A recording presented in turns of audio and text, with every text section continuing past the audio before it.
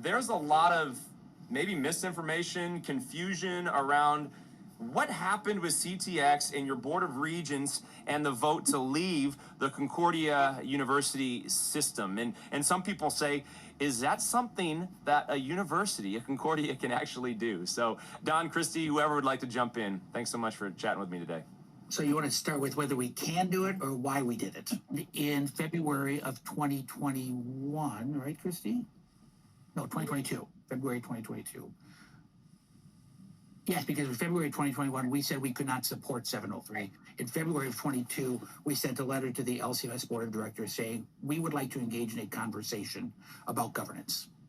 We believe it is best for Concordia University, Texas, to be solely governed by its own board. We want to remain aligned with the LCMS. We want to have a conversation about that, and we'd like to have a decision before the end of the year. Kristi, that went yeah, nowhere. Yeah, nowhere. It went nowhere. I shouldn't say that. That's Kristi, jump in anytime. They really said there's no room within the bylaws for a conversation. What happened in 2019 is not at all new. It happened, the same resolution essentially was adopted in 2013 and 2016. This is the third time around. So we wrote a document that proposed a separation. There's a lot of conversation over the last, some scrutiny, attention within the Lutheran Church Missouri Synod about your board's decision. There's not a place within the Lutheran Church Missouri Synod bylaws for a different relationship than currently exists. The committee believes that the severing of the university from the Synod in governance is against the current bylaws in the Constitution. And until the university is returned, there is disciplinary action that should be taken against those who are called or commissioned both in on the administration as well as in the Board of Regents. The board at that point voted to change its governing documents so that our board would be the sole governing body of the institution. Basically removing us from oversight and governance from the LCMS. We never wanted to leave the LCMS. We committed ourselves to aligning the institution to what we call the Confession of the Church. It's actually Article 2 of the Lutheran Church Missouri Synod Constitution. That is the requirement that goes into every church's governing documents. And by putting that line into a church's governing documents, that's what qualifies that church to be considered a member of the LCMS. That is the primary thing, right? President Harrison went on quite a rant against the thought of keeping Concordia weird. He quotes one of your responses defending the Lutheran identity of CTX. He then says that Concordia, Texas falls short of a robust, vibrant Lutheran identity. So respond to the conversation on keeping CTX weird in a way that differs from the not that weird culture. This is one of his quotes, the not that weird culture of half religious liberalism, which he says you guys have been kind of sucked into. A university is a place that welcomes voices that are different than ours. If we didn't, we wouldn't be a university. We should be welcoming voices that are different. If God is God and we're not, we could be wrong. So we better be inviting all voices to the table because we serve students from all backgrounds and we need to learn from that. CTX seems to have lost these Lutheran distinctions in favor of blending into that not weird culture. Again, it's a bold, arrogant statement that is simply not true. And so how do we respond? Kristi, I'll let you pick it up from there. I don't know what a robust Lutheran identity looks like on a college campus. Probably more people in colors than we have on our campus is my gut take to that. That again, they're looking for sort of simplistic measures of, well, I'll see a bunch of people walking around with collars around their necks, and then you don't on our campus. When he says to be a campus truly normed by Scripture, where the gospel is rightly preached and the sacraments properly administered, would make CTX truly weird. We are not a congregation. We do not administer the sacraments. The CTCR has been very clear. Universities do not administer sacraments. That is a congregation. So nobody should be holding us to the same standards as a congregation. Compare your congregation Right. to what is being expected of us. No congregation would allow themselves to be governed the way the Concordia universities today are being asked to be governed.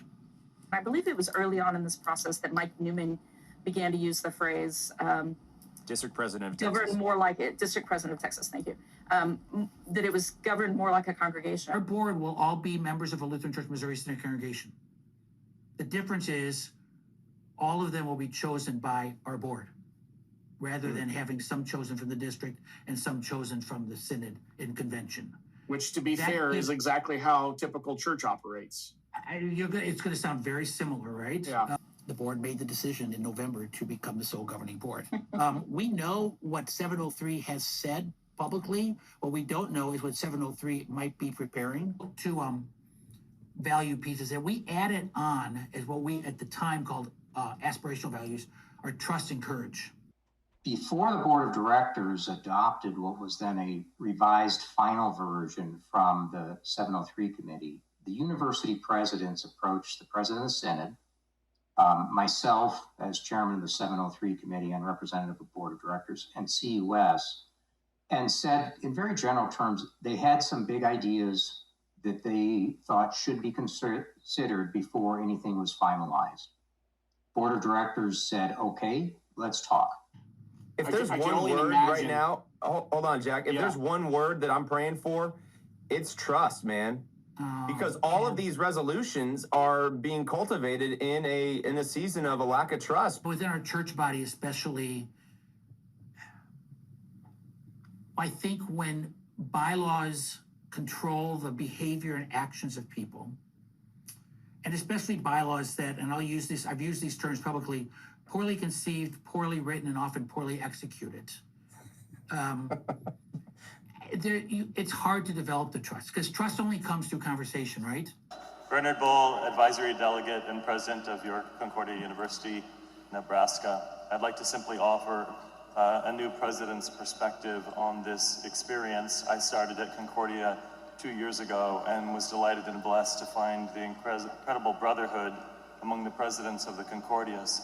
I was also delighted to find that Synod had created a table on which we could all gather, we could come together, we could work through our challenges and problems, a table formed in part by what was the 703 task force, but larger than that. And it granted that we would keep coming to the table, even if we're frustrated, even if we were confused, even if things were difficult. If we keep coming to the table, there's hope that we could work through it. It was disappointing to find that one day, when we gathered at that table, there was a seat that was empty. The seat of Concordia, Texas. That ended the opportunity for a table. I learned later that Concordia, Texas seemingly requested to have a separate table with Synod directly and not involving the other Concordias. That seemed to be a breach of trust from my perspective, and it was disappointing. And I pled personally for Concordia, Texas to come back to the table, and that's my sincere hope and prayer.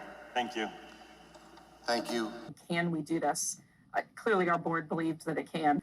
You know, some of the pushback will be, do the bylaws of the LCMS allow this? And clearly the synodical offices believe no. When you read 703, it is written for schools that primarily produce church workers, secondly, serve Lutherans from Lutheran congregations, and only thirdly, for others who choose to attend.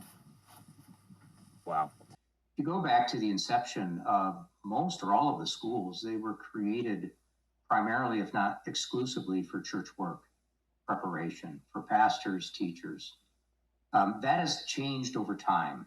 703 has a bylaw in there similar to what already exists, but some nuanced words that an institution signs on that it will agree to any bylaw that is produced, at convention, which we know about ahead of time, but the board of directors can change any bylaw or any benefit to the Concordias at any time they want.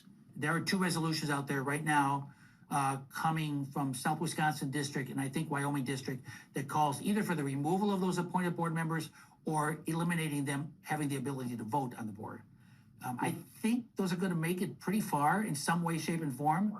And again, one of the reasons our board said, we really don't want that. If you came in today, a year from now, one of my paradoxes that I've come to understand is that it's probably going to look to the church at large. When I say the church at large, the Lutheran Church Missouri Synod at large, as if Concordia University, Texas is less faithful, where in reality we're actually being more faithful.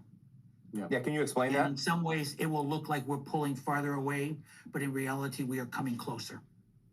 Can you go deeper with that, Don? I think that's a really important point for people to understand. Yeah. How are you drawing closer, even though there's a differentiation of the board? You know what's? I want you to think of a personal example. And one's not coming to my mind right away, but in our lives, those things that are put on us and forced on us in some way, I'll say that. Sometimes we accept that, right? That's how it is. Once we get to make our own decisions about those ideas, we draw closer to it. So you want to start with whether we can do it or why we did it?